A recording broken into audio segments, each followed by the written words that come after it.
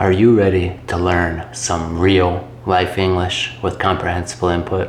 Well, good, because today we're going to talk about something that you have to know. You must know how to talk about when you are having conversations in English. Your hobbies. Let's go. Hey guys, it is me, your English speaking friend Kyle, and today we are going to improve our English with comprehensible input. What is comprehensible input? Comprehensible input is when a native speaker, like me, I'm a native English speaker, speaks to you in a slow and clear way so that you can understand. So, today we're going to learn with comprehensible input, talking about something that is so important when you're having conversations and meeting people in a different language.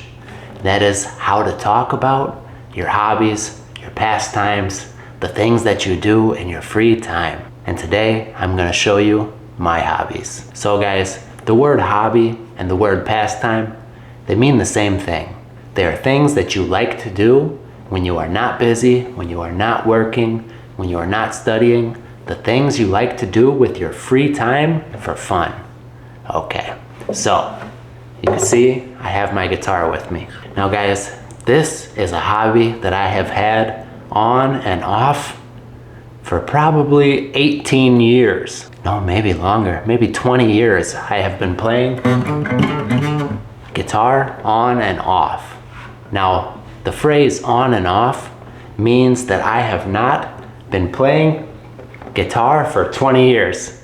No, it means I played for a year, then I stopped for 2 years, then I played for 2 years, then I stopped for 5 years, on and off, okay?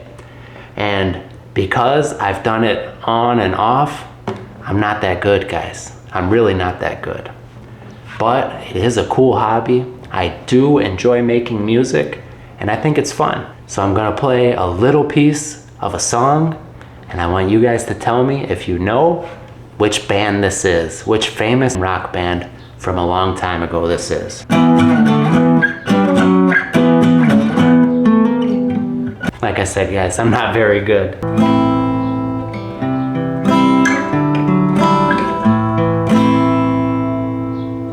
Not very good, but I do like to play guitar.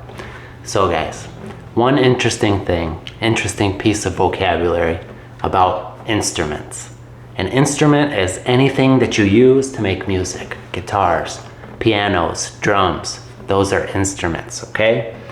Now in English, if somebody uses an instrument to make music, we do not say, I do the guitar, I use the guitar. In Spanish, they use the verb to touch, tocar. I touch the guitar. No. In English, we say play. I play the guitar. Play the guitar. Play the guitar, okay? Just an interesting piece of vocabulary. So tell me guys, do you play any instruments? Okay, the next hobby is one that I am very passionate about, okay? And that is learning languages.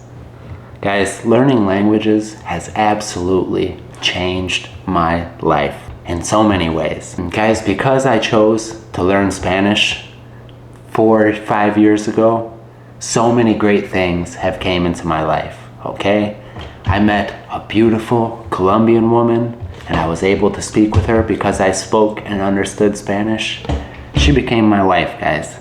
Without Spanish, I would have never met my wife. If I didn't learn Spanish and realize how fulfilling it is to learn a language, how much I enjoy it, I would have never started this channel, and I would have missed the opportunity that I've had to meet and speak with so many incredible people from all around the world. So guys, the hobby of language learning has been a key in my life. It has been something that makes me happy. It has been something that has brought me a lot of success, and it is something that I want to share with you guys. So let me tell you how today's sponsor, Italki, has played a huge role in one of my favorite hobbies of language learning and having conversations with incredible people in the language that I'm learning. I've been using Italki for years now. I've taken over 200 lessons with more than 80 teachers in Spanish, French, and Portuguese. Italki is an online platform where you can take one-on-one language lessons with real native speaking teachers from all around the world. You choose your teacher, your schedule, and your focus, whether it's speaking, listening, grammar, or all of the above. What I love is how flexible it is. If you're looking for formal classes to work on grammar, you can do that. Here you see the tense, here you see the use for the tense, and here you see the structure. So would you like to read the example for me, please? Okay. She wakes up at 7 a.m. every day. Or if you just want pure conversation practice to get more fluent, you could do that too. So now, how long have you been studying Spanish? When did you start studying Spanish? Well, I was 28 years old when I started. You're not just studying the language, you're actually using it in real conversations. That helps improve your listening, your speaking, and gives you real-time feedback from teachers who know how to help you grow. There are teachers for just about every language, and it's a great way to experience different cultures and accents without needing to travel or live overseas. It's also affordable, flexible, and you always pay per lesson, so you're never locked into a subscription. I always say that comprehensible input is the best way to start understanding a language, but eventually the time comes to speak. That's where Italki really helps. It gives you a safe space to practice, make mistakes, and improve faster. And now with Italki's AI tools, you can move even quicker. And there's a free trial for 1 month to check it out. So if you're ready to start, here's a special deal just for my subscribers. Click the link in the description, buy $10 in Italki credits, and get $5 free for your first lesson with my exclusive promo code, Pensando. Now this offer is limited to the first 50 users, so don't wait too long. Okay guys, so something that started out as a hobby, but is growing and growing and growing, is this channel. It's this channel, and this channel is something that I am constantly working on, guys, okay?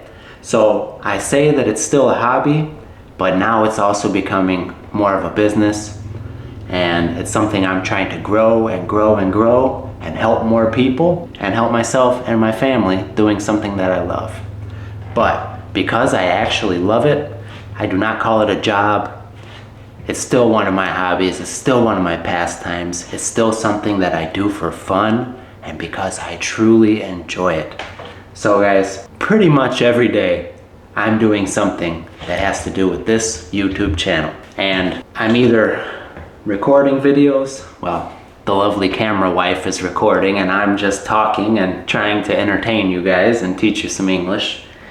But the thing that I do, that I spend a ton of time doing on this channel, is editing the videos.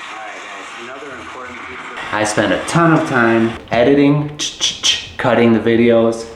So I cut out the parts where I say something wrong, or I cut out the parts where the light on the camera was not very good, and I try to make the whole video fun and entertaining for you guys. Now the thing is, it takes a lot of time to do, but I really enjoy it. So this channel is probably the thing that I spend most of my free time on, and I do it with much pleasure. Let's talk about another hobby. All right guys, so another thing that I spend a lot of my free time on, another hobby of mine, or another pastime, is reading good books. Now I love to read because I always love to keep on learning, growing my view of the world, and I think that reading is one of the best things that you can do for your brain, for your mental health, for your life in general. Successful people read, guys. So I usually do not read books that are fiction. I like nonfiction. So the difference between fiction and nonfiction: a fiction book is a story, okay? It's a story like Star Wars or Lord of the Rings. It's fantasy, okay? It's not real. Nonfiction will be something about history or about a great person, and I prefer to read books that I can learn something from. So let me tell you about the last 2 books I just bought. I just bought these books a couple of days ago, the last time that my son and I went to the bookstore. So, like I said, the channel's growing, we're getting subscribers from all around the world, and I want to learn about you guys. So I'm trying to learn about all the different cultures around the world, new cultures that I have not explored yet.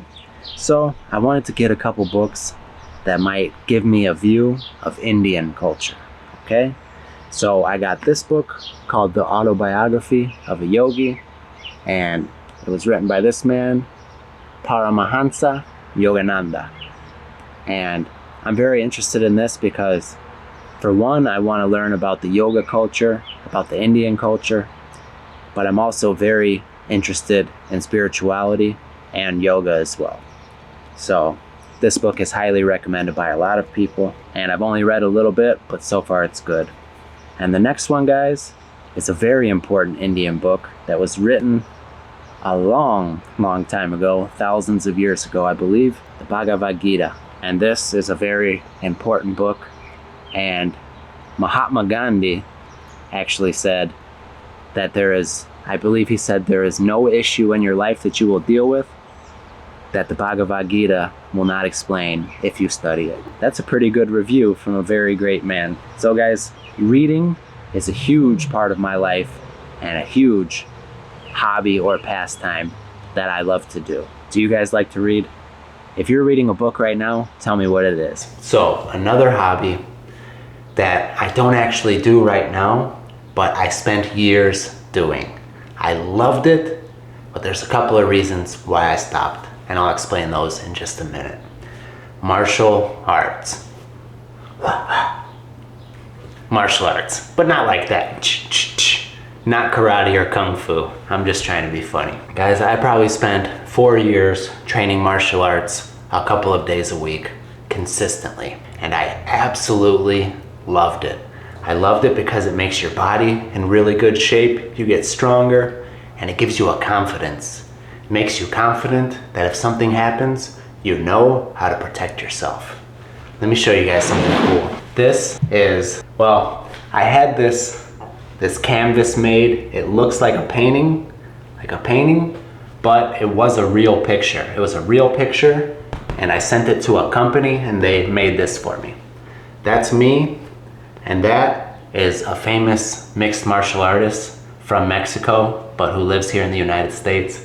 His name is Miguel Torres, and I had the honor of training jiu-jitsu, Brazilian jiu-jitsu, with him for almost 4 years. And this was a very special day, this picture. He was giving me my blue belt, and that was just such an achievement for me. It was a goal of mine for a long time, and the day that I achieved it, somebody that was there at the ceremony, they took this awesome picture. So when I saw the picture, I had to have this made. That was a very awesome time in my life, and I enjoyed it very much. So guys, like I said, I spent a long time training Brazilian Jiu-Jitsu. I trained some boxing too, and I loved it. I loved every minute of it. Why did I stop? Well guys, several reasons. One, it's expensive. It costs a lot of money, guys, to be a member of a martial arts gym.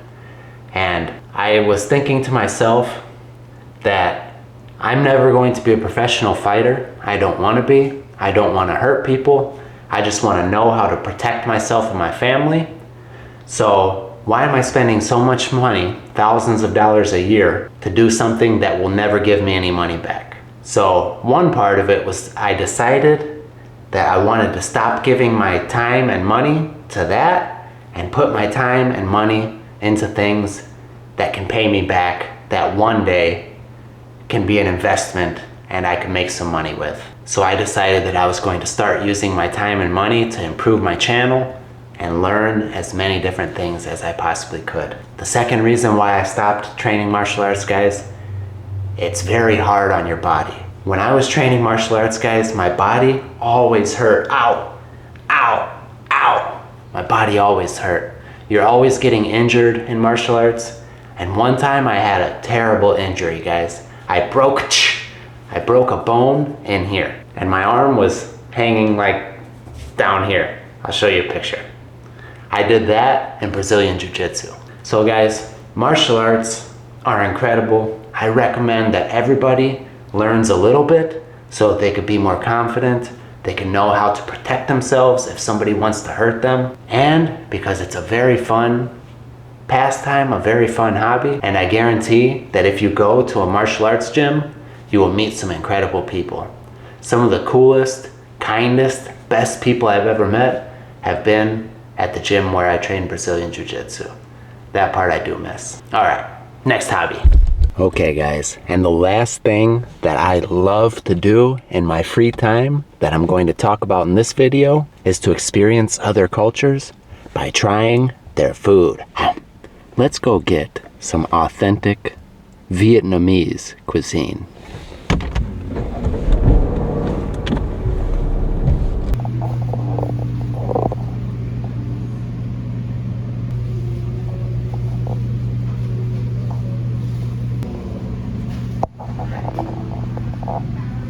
Alright guys, got our Vietnamese food. Let's go find a nice place to try it out. Okay guys, I found this park where I could try my pho. Did I say I got pho? So I went to that Vietnamese restaurant. The people were very nice. It was a small place, but it looks like they have great food. So I got some pho, which is a noodle dish, a traditional Vietnamese noodle dish. And I got some spring rolls, is what we would call them in English. There's a name that I don't know how to pronounce in Vietnamese, but I'll show you guys what we got. Let's try it. Wow. So here's all the meat. Got a whole bunch of onions and different kinds of herbs. And then this is the broth. And here we've got even more. Looks like some sort of sprouts, more herbs, and some sauce. So I guess we'll just put it all in here and find out. But first, let's try these spring rolls. All right guys, so this is what I would call a spring roll. It's wrapped up in a paper made out of rice. It has shrimp, different kinds of vegetables, and I think there's some pork in here too. And this sauce that it comes with is made out of peanuts. It's Vietnamese peanut sauce. Has peanuts, soy sauce, and some other ingredients. Let's try it out.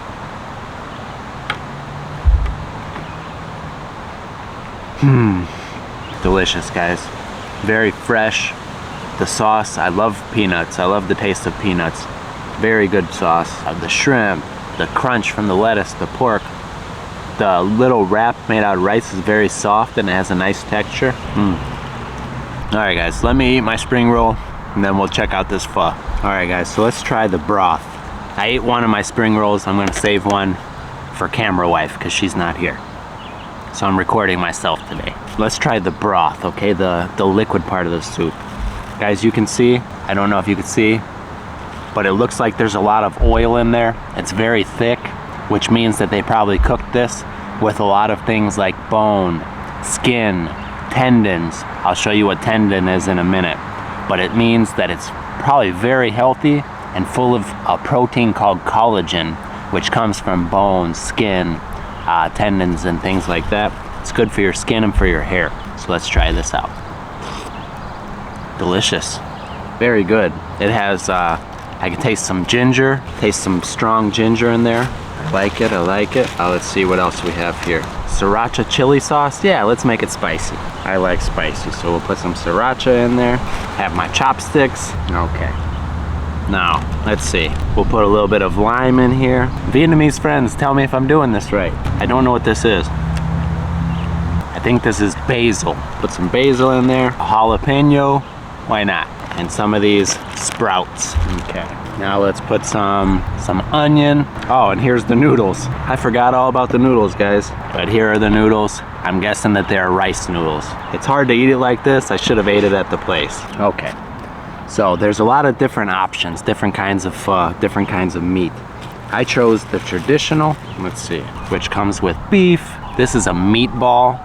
I'm not sure if it's pork or beef, but it's a bunch of ground meat that they push together into a ball. You know what? Let's try the meatball first.